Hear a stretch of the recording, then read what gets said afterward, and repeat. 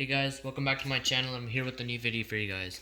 So I know in the last few videos I've been talking about a lot about new topics, and in today's video I just want to take a step back and talk about two sensors that I've discussed a lot before, just so I can refresh not only my memory but also you guys' memory. So in today's video I'm going to be using the OLED screen and the matrix pin pad. So before we actually delve into what my project will be, we first have to talk about the basics behind each sensor. So how does a pin pad, matrix pin pad work? So in the past this matrix pin pad is a device that involves switches. Now I know in the past I've used switches in a lot of my projects, and usually when I use my switches in my projects, I connect one switch to one Raspberry Pi port. But realistically speaking, if I had many switches, this would be very time consuming and energy consuming for my small Raspberry Pi, which is why this unique pin pad uses a matrix style layout. So what is a matrix style layout? So in this case, there are only switches located at each intersection, and assuming that I were to send voltage or voltage through each of my columns, and assuming I were to press one of my buttons, that switch would then get connected to row 2. So column 2 would then get connected to row 2, meaning that through my Python program running on my Raspberry Pi, I can figure out where exactly the press happened. And just as a reference, I'm going to be connecting columns 1, 2, and 3 to Raspberry output ports, so I can send 3.3 volts one by one through each column. And the 1, 2, 3, 4 rows, I'm going to be connecting them to Raspberry Pi input ports, so I can constantly monitor these for when they go high. So then through a Python program, I can find out where the press exactly happened.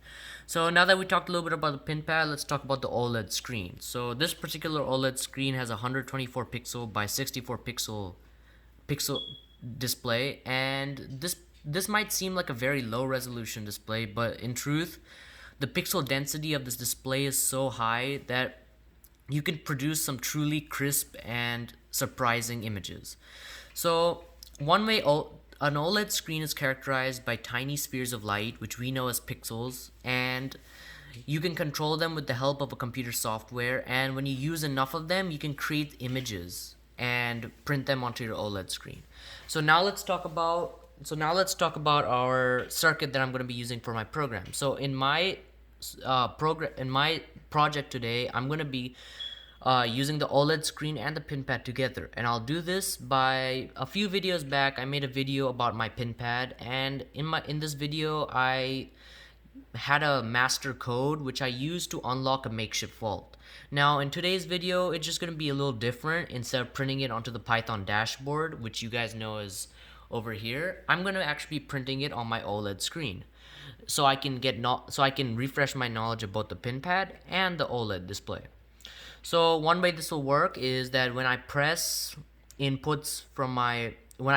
a number on my pin pad, it will print a sort of asterisk on the screen, because realistically speaking, we don't want people behind me to know what my password is, which is why it will be an asterisk. And the minute I press enter my password, it'll print on the screen if my access was granted or if my access was denied. So how does this actually work? So as we know, my OLED screen is I2C connectivity, meaning that I can connect this and various other sensors to one data cable and not have to use multiple data cables for multiple sensors. So this is an I2C sensor, and so which is why I've connected to my SPC and SKA. So basically, I've then connected, of course, as I talked about above, my output port 6, 7, 8 to my columns, and 1, 2, 3, 4 input ports to my rows. So just as a refresher, my 1, 2, 3, 4 are input, so I can monitor, and 1, 2, 3 are columns for my outputs. So now we talked a little bit about this. Let's talk about this. Let's talk about my program over here. So over here, I've just imported some modules so I can actually get my OLED screen to work compatibility with my Raspberry Pi. I have set the width and height and what type of image I want to draw. And over here, I've sort of just set up my things, and here's where the actual important stuff starts. So here, I've characterized my rows. row 1 contains numbers 1, 2, 3, row 2 contains numbers 4, 5, 6, and row 3 equals contains 7, 5, and 9. Yeah, 7, 5, and 9. Or yeah. So basically in this video, so my master password will be 2074, and over here I'm just going to be checking each of my input ports again and again, so I can actually see if one of my ports go high, so I can use my Raspberry Pi to figure out which pin was pressed.